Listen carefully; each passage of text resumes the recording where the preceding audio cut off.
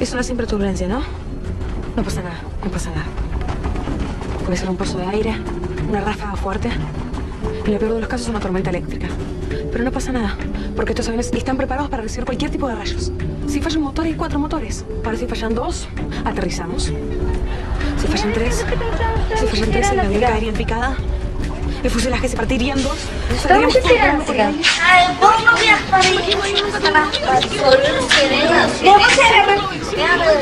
И ние дойдохме малко да си берем тухли. И аз имам 5 деца.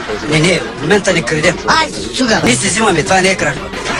Аз не мога да си изхрана 5 члена дете с 150 лева.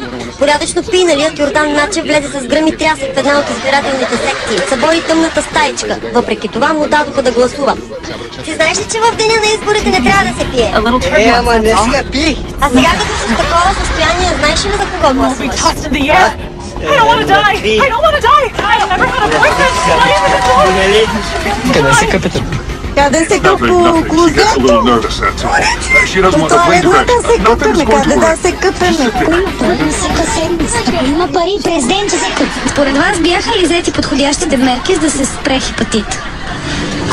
Колко за колко? Хепатит?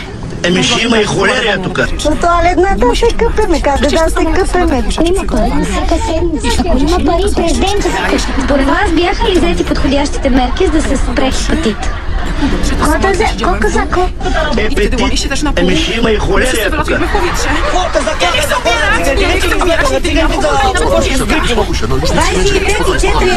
Четири зайчини, 3 кози,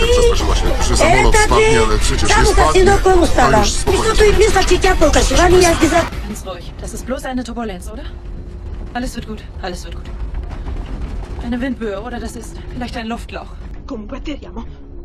Se ne perde tre, l'aereo cade in picchiata. La fusoliera si spezzerà in 2. Finiremo tutti volando per aria. Io non voglio morire, non voglio morire, non voglio morire. Calma, siediti, tranquilla, sta tranquilla, non agitarti, tranquilla. Non preoccupatevi, è soltanto un po' nervosa, è tutto qui. Non le piace l'idea che cada l'aereo, non che stia per cadere, Sta buona, allacciati la cintura, va bene? Scusate.